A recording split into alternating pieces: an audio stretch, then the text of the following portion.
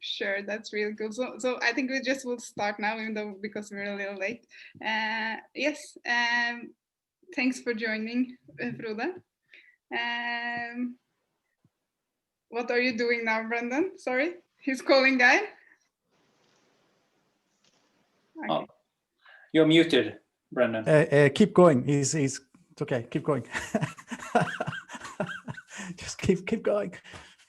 Okay, sorry about that.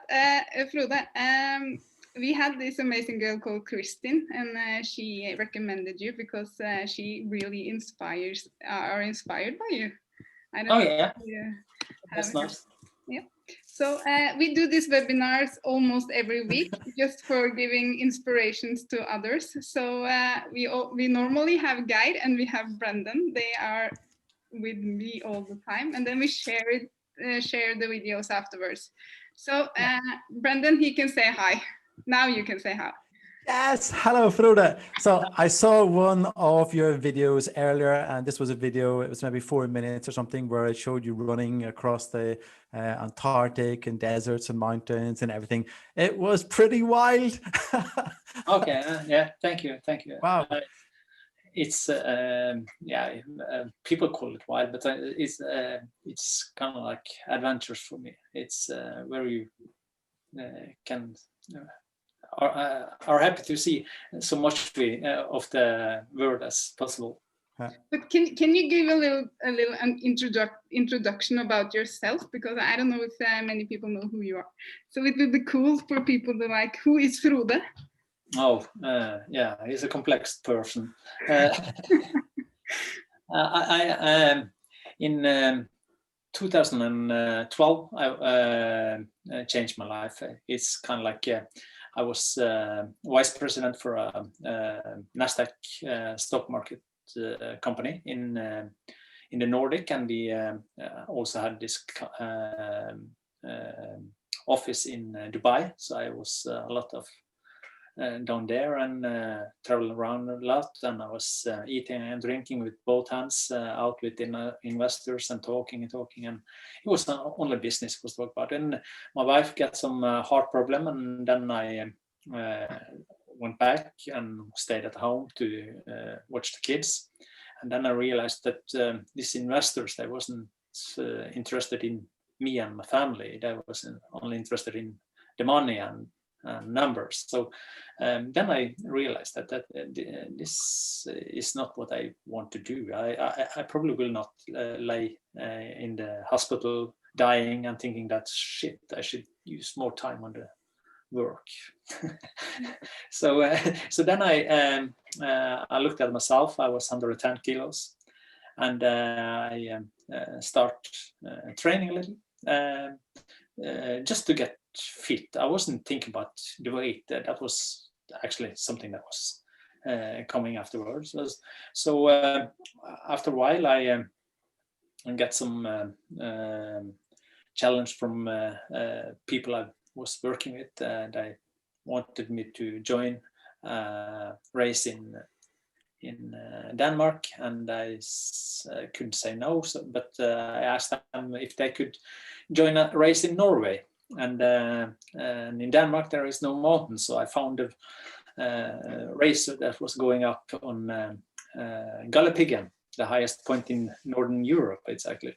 But then they pulled out one after one, and I could easily pull out of the race in Denmark because I was the biggest guy that actually was going in there. I didn't want to do this race in Denmark. So, but when everybody pulled out of this race in Norway, I was thinking, shit, I'm going to do that. So I was the biggest guy who was going up this race in Norway. And when I got to the top, it was kind of like a very good feeling. And one of the guys was telling that he was going to Italy that summer to join a race on 7.9 kilometers down there. And I was thinking, oh, I want to join in that race. That looks quite cool. And I paid to get in this race. He fixed everything, and I was talking to family, and we was going down with holidays to Italy, and we were stopping in Davos to do this 7.9 kilometers, and I have dyslectica, and the race was 79 kilometers. So, but I come from the west coast of Norway, so I from Sunnmøre, we call it, and it's kind of like Scottish people. We don't waste money. So I was saying to myself, I'm going to do this race. So that was my first long distance race. It was actually my second race at all. So it was 79 above the Alps and down. And after that, there was a guy again who was talking about multi-stage races in different kind of parts of the world. And I'm an easy guy, so I wasn't thinking straight. So I was saying, yeah, I want to join on that race. So it was 250 kilometers in Gobi deserts. And after that, I've been running all the deserts. I've been running all the mountains. I've been running against South Pole, and I've been running in North and in Greenland. I've been, it's been, the last international race was Iditarod, where I was running 596 kilometers non-stop with pulk and everything in it, and you have to survive yourself and make the best of it. So it's, I'm enjoying. It's kind of like when you participate in these races, you don't compete with against other people, or I don't do it, because you have enough think about yourself and the environment you fighting against. It's kind of like I love to go to the coldest, warmest, highest, and so on, because that's some challenge in the nature I like. And if people are better than me, then okay, it's no problem about that. But it's fun to be on the top in the world, and you about 50 years old. But I have to point out, because I did some research before we did this webinar, and my husband was sitting next to me, or he was lying almost on his back next to me in the couch, and he's like complaining about all the aches in the bodies and everything, and he's 45 or something now, almost 40 or 46. And when you started, you weren't like, I was thinking when Kristen recommended you that you have been running all your life or something, and you started this when you were young, but it wasn't really, you're almost his age, right? Yeah, I never been running like this before. Of course, when I was at kids school, I was running like ordinary Norwegians. We run 60 meters and 800 meters and things like that. But when I was young, to about 20s, beginning of 20s, I was doing taekwondo. It's kind of like karate from Korea, and I was in the national team, so I was pretty good on that one.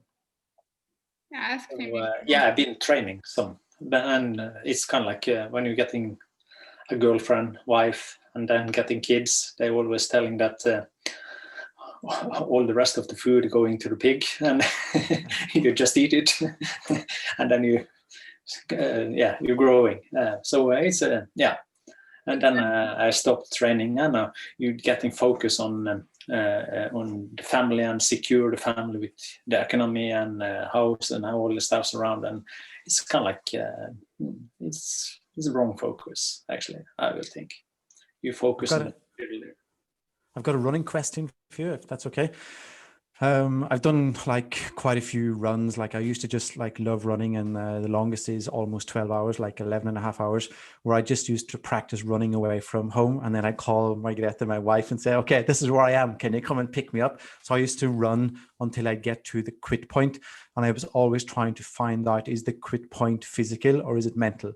And I think that the mental quit point was usually about 4 hours. And it's then after 4 hours, this little voice sort of just stops complaining. That's what I usually told people, that if you get past 4 hours, it's okay. He just shuts up after 4 hours. He doesn't talk anymore. Have you ever ever experienced something similar, like this little voice that just goes quiet? Yeah, but I'm. If you look at yourself, I don't bring the phone, so I have to run home also. Well, that's funny. But So that's if you got beyond the quit point, then you actually have to do double the quit point, because then you have to get home. Yeah, you have to get home. So yeah. As my wife say, it's your circus.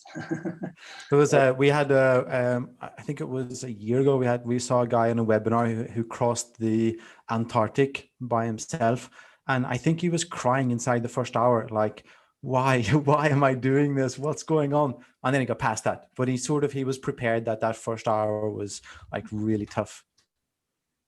Yeah, it's I've been there myself, but it's kind of like you have to go through what you are going to meet, and if you don't, if you need a coach, if you need people to help you to fulfill a race like this, then you're not ready. You actually should be able to figure out yourself that yeah, I'm going to do this, and then you can have the coach to help you figure out how to fulfill this race. But mentally, you shouldn't be thinking of quitting. You should be thinking of okay, I can't run anymore. What should I do then? Okay, I can walk. You have But keep on. Yeah, because you have a cool video on YouTube, I think, about like taking ownership and dealing with what you have and everything. Can you explain a little bit about that? Oh, it's I'm in my normal life, work life now. I'm working with crisis management. And when you're working with crisis management, you try to figure out how to decrease different kind of things in that you see that could be a risk in the race. So you try to figure out how you can put down these elements. And when you find out what can you do before the race with different kind of elements to get control of them, and you also look at okay, what kind of elements that I can't do anything of before the race, but you can do things under the race, and it can happen in the race and so on. Then you should try to figure out okay, if this happened, what should you do then? And how you're going to act, how you're going to figure out to keep on moving and so on. So when it happened, then you having in your mind control of this element, and you just keep on, because what can I do? You can't do any more with it, because it's you are going through this before the race.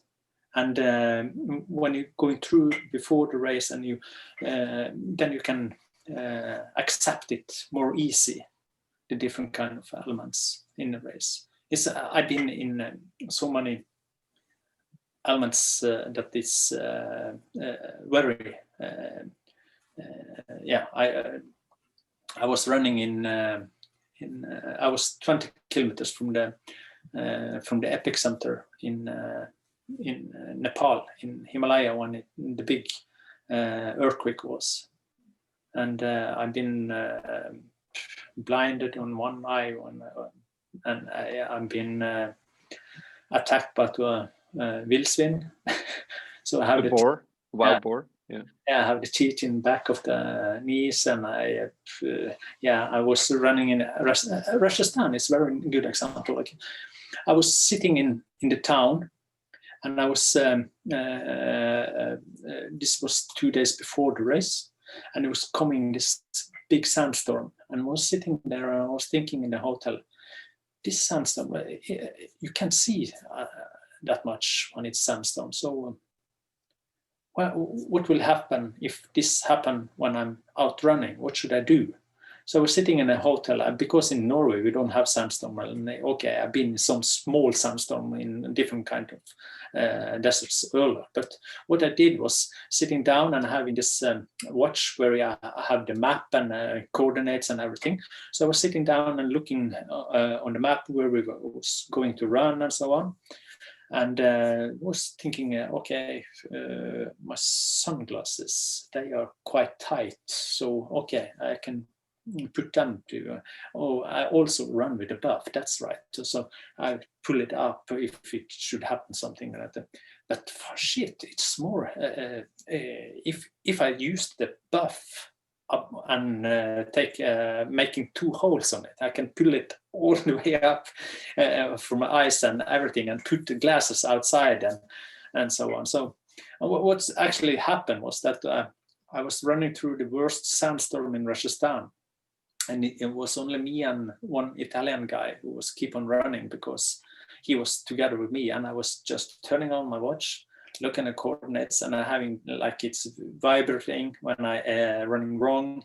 And I was looking down and I put off the buff and did everything right. And he was running behind and holding the backpack. And we was the only one who was moving. The other people was competitors were sitting down with this safety blankets above them and taking care. And when we get to the next village, there was 79 people who was dying. So it was the worst sandstorm ever in Rajasthan. And the only thing we had was, or me, who was in the front, like needles from the trees around and so on. So I was standing in my foots. But yeah, I was not winning. I was second. That's funny. I've got a question now. How much has the motivation, the reason for doing this, how much has that changed during the years? Oh yeah, it's kind of like in the first race. Or first two races. I never talk about what I'm gonna do. I can talk about what I have done. And when I told people about this race in Gobi Desert, people was like, yeah, wow. And you was looking on Facebook, you getting all likes and everything. And that was like motivation outside. It was very satisfaction that people was talking about this, and I was really proud. But then I realized it's not that why I'm running. And I was also in the Freemasonry, if you know about that. In Norwegian, it's frimura. And I was sitting with this old guy above me, and he. That was right after I was in this race in China, in Mongolia, and you have to converse with people. And I was seeing that this guy was actually a rich man, and because in Norway you don't, not usual that you're having a butler, but this guy had it. So we was leaving when we were starting in Freemasons. And when we was eating, he was sitting above me, and I was asking, "Oh, what are you doing in daily life and so on?" And he was talking, "Oh, I'm retired, but I have some companies. I have one company that I follow up, and it's in China." I was like, China, yeah, I've been in China. So I was so engaged and start talking about that. And I was running because he was asking where I was in China. I was in Bulan, Urshi, and so. And when I was talking, he was listening, and you saw his eyes was falling up, and he was, please stop. And he was telling this, what you telling about now is something that I would do all my life. This is adventures that I also want to do. But now my body is too old to do this. I have all the money, but my body is too old. But when you are old as me, you can tell you did it. And that was kind of like, wow, he's onto something that is really right. So I was freezing on my back then. I was, So then I figure out that I'm going to be more focused on myself, doing what I want to do, and don't care about others. Of course, I care about others. I have family, but my wife told me that, oh, you are egoist. Yeah, that's right. And I bought egotrip.no was the next, and I sent her an email. I'm going on a new trip. But it's actually, you see something honest is when you're having kids, like me, I having 2 girls. When I was going on the second race like this, because I didn't care, I wanted to go, I want to do this. I don't want to work all the day, time and focus on the money and material things. So when I was doing next race and race after that, I was really seeing that my kids was proud of me. I was proud of me of what I'm doing. And before that, I was always waiting for me when I come from Dubai or somewhere else, and was waiting for what I have in the tax-free pack. So it's quite different. And when people around us, because the newspapers start writing about me and so on, you see that my kids, when their friends are talking about me and so on, they're getting really proud of daddy who's doing this. And my youngest daughter, she come to me after, she's 17 years old now, it's 2 years ago, she came to me and said, Daddy, I found something I want to do. And I was, okay, what do you mean? Oh, I want to do a race. Yeah, but you don't run, you doing horse and you training, strength training. So what is it? And she showed me, she wanted to do Mongolian Derby with 100 miles on horse. So I was looking at, I was counting how much it cost. It cost about 110,000 Norwegian krone. I was thinking to myself, I'm going to get that money. She's going to do that. If this is something she wants to do, she will do it. And she will go along on this trip when she's getting 18 years old. So we will see. But there was also other things that you feel. I'm also training strength training because I'm running multi-stage and many days after, and I also have to carry my food and stuffs and sleeping bags and all this. So strength training is very good training on it. So when I was training on the local gym down here, there was so the people who's having this gym was coming over to me and say, Frode, you're damn lucky guy. And I was, what do you mean? You're having a girl, she's 16 years old, and she's nagging on you to go training together with you. That's not normal. So it's there is some bonuses on this running, and also what's different with this kind of running compared to marathon and short runs. Haha. It's kind of like in marathon or shorter distance, you're having focus on the time, and that's the issue. It's only the time is counting, or be better of the neighbor or colleague or something like that, or better time that last year and so on. When you're getting on this race I'm doing, it's secondary this time, because you never know how hot it is.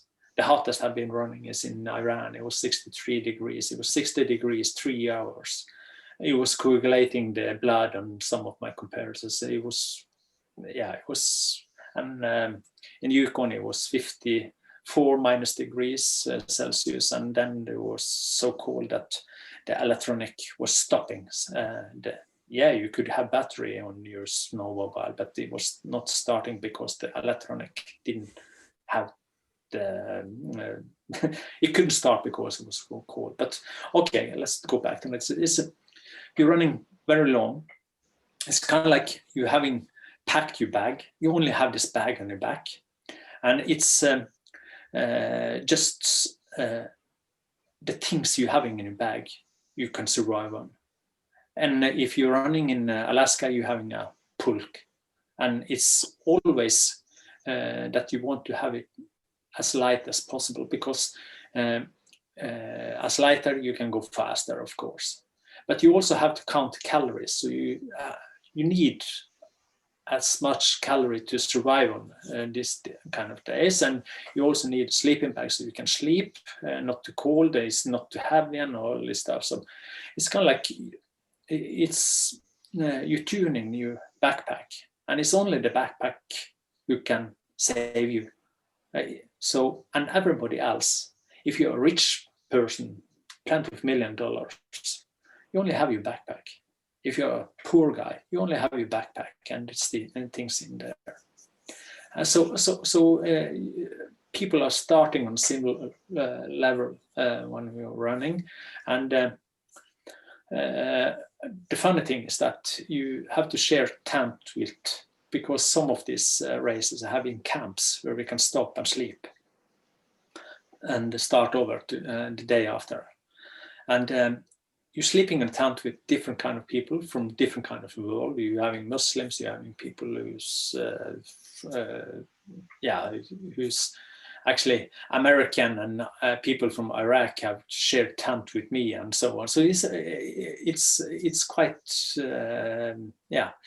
special to be in this race, and you can pretend 2 days to be someone else, to be a nice guy, but after 2 days, 3 days, then you are so in the bottom of the and you can eat everything, and you are so out, and everybody gets to be themselves, because there is no place to hide.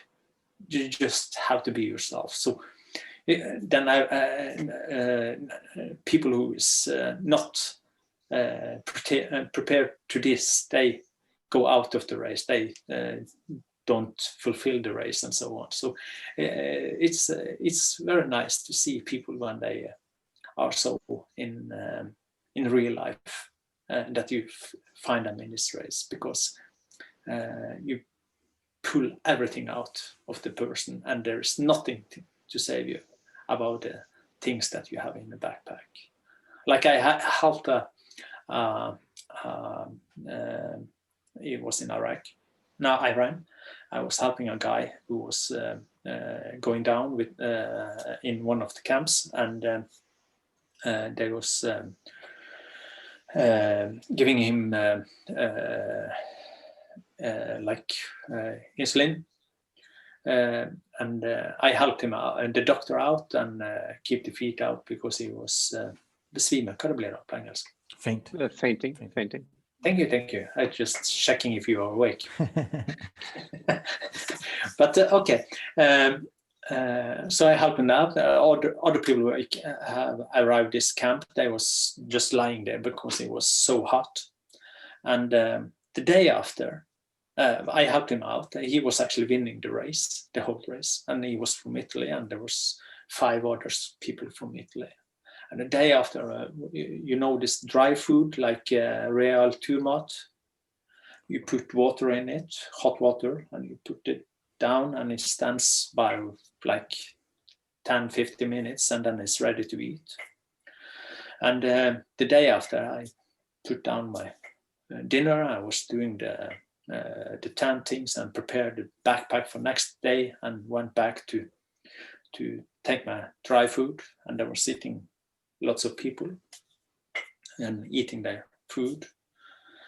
When I opened up, there was white curtains in there. I was, what shit is this? This is not my food. I was looking, and I looked up and looked at the people, and they were sitting 4 Italian guys, and I was looking at me and like this. And I was eating, it was Parmesan cheese. So I put it in. So I got some of this extra calories that I have been carrying off. And you should help yourself out, but this was like a thank you for the helping this other guy out. So now I have a question. Could it have been something else than running? yeah, it could be. It could be. Yeah, could it be something other than sports or physical things? Could it be a chase for solving the Riemann hypothesis in mathematics, for instance, or could it be something completely different? Yeah, it could be. It's kind of like you try to figure out something, and you go together with people that have the similar interest, and you meet these people. It's kind of like I having friends that I should start training, but I haven't done it, and I asked them or friends or people I coach and so on. So why don't you start training? I'm waiting for my friend. I asked him, we're going next week and so on. And that's the problem, because people always waiting for other people, and that's it's not their dream. It's not their issues. So if you want to train, so go train. If someone want to join you, let them come, but go train. That's your focus. And it's kind of like also when you're going on these races, you meet people that hunting this dream and hunting this. I'm gonna fulfill this race. And it's kind of like when you're done, you're all empty, because then you solved this race. Then you have done what you're chasing for 1 year or something like that. And it's kind of like you could chase other things that in life, and you will always, when you're chasing something, you will always find some unique persons that chasing the same as you. So it could be everything. Yeah. I used to do just a running question. I used to do a lot of half marathons, etc. Until a friend suggested, "Hey, you should do some ultra running," and I was like, "Okay, I can join up to one of those." But one of the most beautiful things that happens in ultra runs is that you get to meet people while running. So in these marathon races, everybody's like they're running, and it's like you said, it's like the time, and you can't talk to anyone because everybody's running past each other. But in ultra runs, it's like you have a chat with somebody while you're jogging, and you say, "Hey, maybe I'll see you in a couple of hours," and somebody just runs ahead and somebody falls behind. And it's one of the most beautiful things that happens in ultra runs, that it's sort of difficult until it happens, and it's like, wow, I just get to meet everybody while running along here. It's so nice. Yeah, it's right. It's kind of like when you're passing people or get passed by people, it's only everybody say, "How you doing?" Yeah. How you doing? It's and I mean it. Oh, you're not good. Oh, here, grab some gal or something like that. It's kind of like you don't care about what if someone going through you, they are better than you, and you just let it be like that. I'm gonna chase my own goals. I have a good friend, Cathrine knows him as well. He's called Matt, and he used to always have this special little bag of salty potatoes that he would just keep to share out for people in trouble while we're on the long runs. So he'd have, "Hey, you need one of these potatoes," and he'd give them like the potatoes. "Oh, those," and those potatoes never tasted so good. It was like the best tasting potatoes ever. Whenever you really need them. Yeah. Now I did have a question. It just disappeared just as I was about to say it. We do a lot of mental training, Brendan and I, with various top athletes and artists and other people.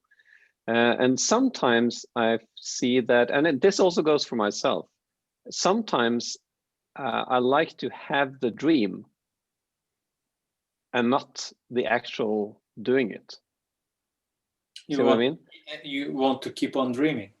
Yeah, sometimes it's, once in maybe 20 goals I have, one of them would be a goal that I like to have as a goal and not as a fulfilled goal, you see?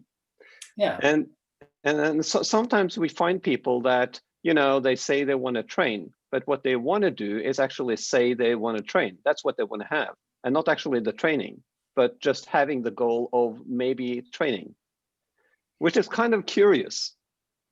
Yeah. Any comments on that? Yeah, it's the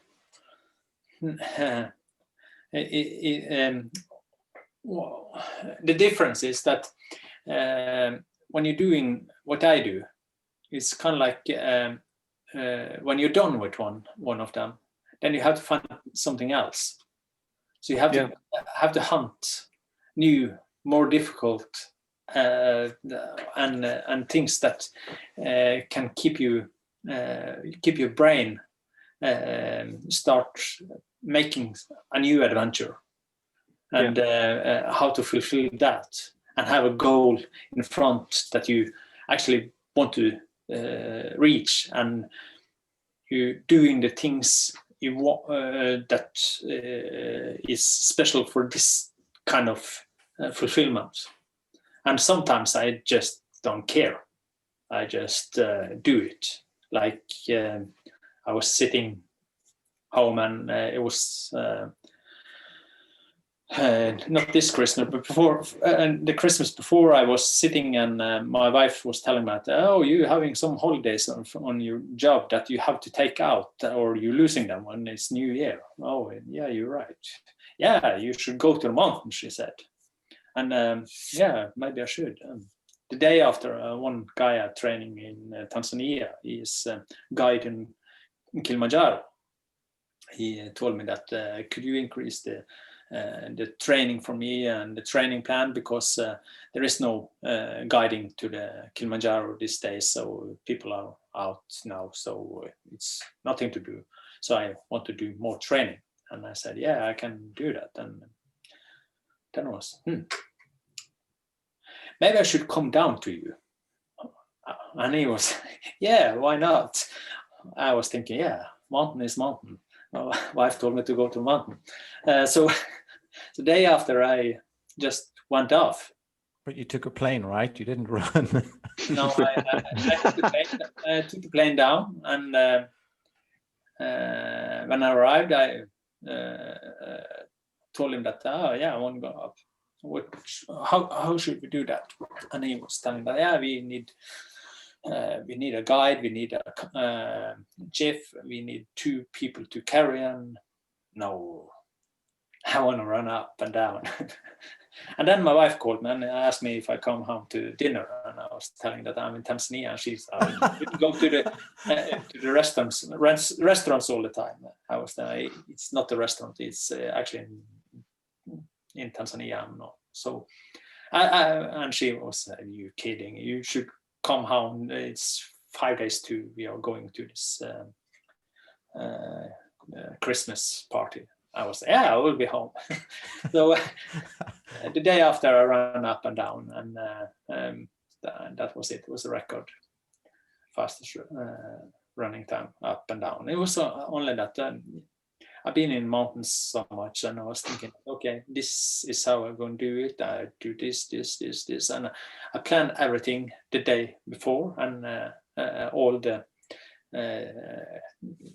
dangerous things around being so high and so on. And yeah, I just followed the plan. And so how about running around the whole world? There is some seas, you know. Yeah, I know, but you can minimize that by running as much as you can, like to the end of Russia, and there is some islands, and then Alaska and down, and there is the shortest passage from Brazil over to Africa, and then you can take the boat, the smallest possible route over sea, and then run the rest. How about that? Yeah, how about it? It's not my dream. Would you do it? Would that be interesting? No, it's not my dream. It's nothing I think of. So it should be mine. I'm just trying to plant something in your head, actually. Yeah, you shouldn't. It's gone tomorrow. And then the next 2 Christmases are gone. Probably. But I have a question, Frode, because for us normal people, I don't know, is quitting never an option? It's like, do you have any tips on that? Yeah, it's kind of like going back to where I come from. I'm from Sunnmøre, and we are like Scottish people. If you are paid for it, you have to fulfill it. And it's kind of like when you getting that thought, it's kind of like stop up and thinking of why did you start? And you're getting that answer, you keep on running it. That's pretty similar to Simon that we've had. He's a mental trainer in England, works with football teams, but he wanted to do a 100-mile, 160 kilometers run to find out his quit point, but he wanted to make the quit point as easy as possible. So he designed a 1 kilometer run around his house to make it really easy to just stop, to make it like mentally challenging. But so he actually met this quit point several times. And then he actually asked the same question that you're saying, but why did I start doing this? Oh, that was to find my quit point. That's right now. So I can just keep running, right? So he actually did the 160 kilometers. He almost collapsed and died. And he filmed himself several times throughout the race, even through pure agony, like doing it. But he got back to the same question that you're saying. Why did I even start this? Oh, to find my quit point. I don't try to find any quit point. I just know that I'm going to the end. Do you think children at school should get lessons on running? No, no. Lessons in running. It's kind of like they shouldn't just run. I totally agree, but they don't. They should play more out. Yeah. It's kind of like send them in the forest. It's kind of like kids today, they are having too much protection around them, and the school cannot do this and this because it's not in the book, and they're also afraid of what the parents will say and so on, and parents are protecting, and if you it's almost like you're running in the woods, you should have helmet. Have you ever been a substitute teacher? That would be like you could be the world's best substitute teacher. It would be like, hey, Frode, could you take this class for 5 days? And your head's going like, yes, 5 days. Okay, let's go. Oh, it's kind of like if they're going to do something, it should be because they want to do it. It's kind of like that. I could never been in this race that go around in a stadium because it's not interesting me. It's not giving me anything because I'm hunting for the nature and what I can find out there of challenge and be on the edge of what's not so good or or maybe even impossible almost. Or maybe even impossible almost. Yeah, it's kind of like when people saying, "Oh no, that's impossible." I just say, well, "When can we start?" It's kind of like I want to challenge that because it's not impossible. It's just how can you solve it? Yeah. Now, Cathrine, you said something. We normal people, in contrast to Frode. Now, one of my experiences is that people tend to think they're normal, but nobody's normal. People are so abnormal when you get under the skin. It's just that what Frode is doing is so abnormal on the surface that it's easier to see. But most people are really totally crazy and abnormal when it comes to really the inside of them. So every time I talk to somebody, I try to find out what is special about this person, you know. And there's always something. There's always something special that I haven't seen before in every single person I meet when I get deep down in them. But for you, Frode, the specialness is completely visible all the time because you're running. You're actually physically doing something which is completely abnormal. Yeah, but I'm not only running. I'm doing what I like to do, and at winter time I like to go skiing. I can't remember last time I was running. It was in November, I think. Mm-hmm. October, November, maybe. When the snow was coming, I'm not sure. And you went to Milla? Did you go to Milla? Mm-hmm. Did you go to Milla? Not today. No, but you text me when we was there. Oh yeah. I'm out every day, of course. Do you have, I think I get it that you definitely wouldn't tell us if there's something that you're thinking about, but you could say, is there something that you're thinking about running, but that you haven't started on yet? That's something that you're not going to share, that you have like a little thought that maybe I could do that, but it hasn't flowered into anything yet? No, what do you think of a race that I haven't That you done? haven't done yet. Yeah, but Yeah, I have 3. you have 3, but you're not going to say what they are. Nice try. Yeah. You will know when I've done it. Yeah, exactly. Yeah.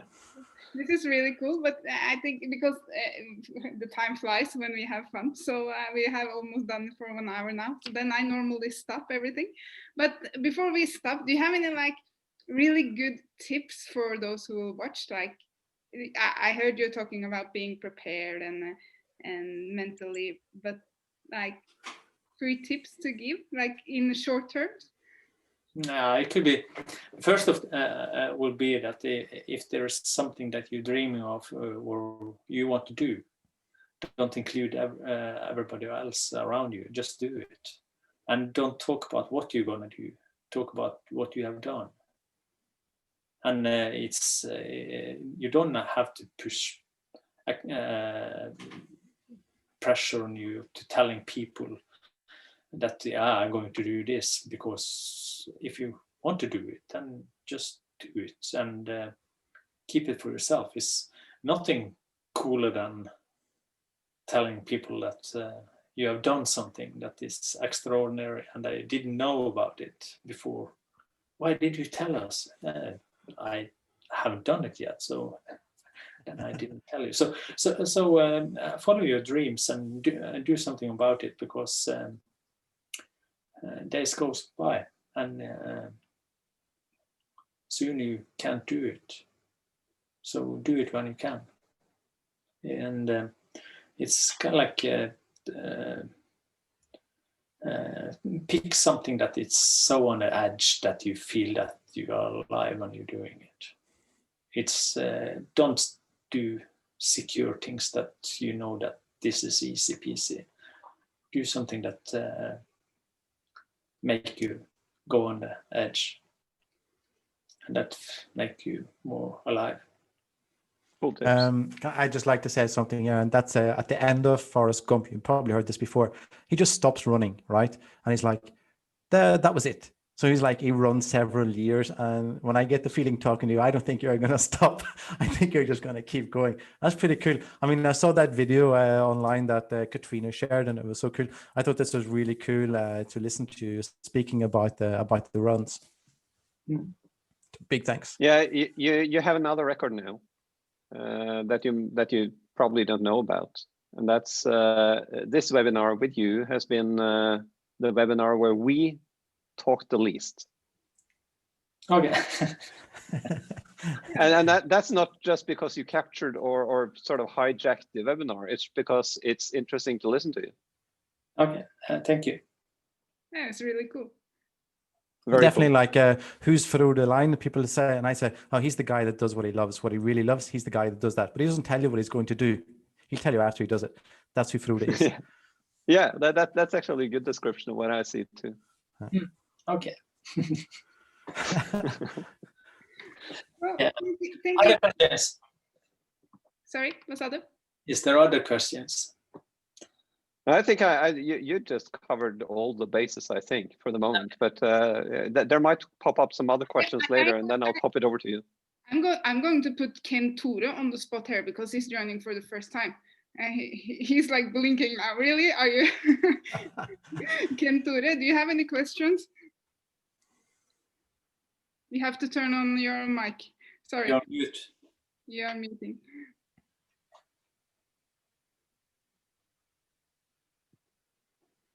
Do you hear me now? Yeah. Yeah. Okay. I had to I had some complications with my mic, so I just turned my.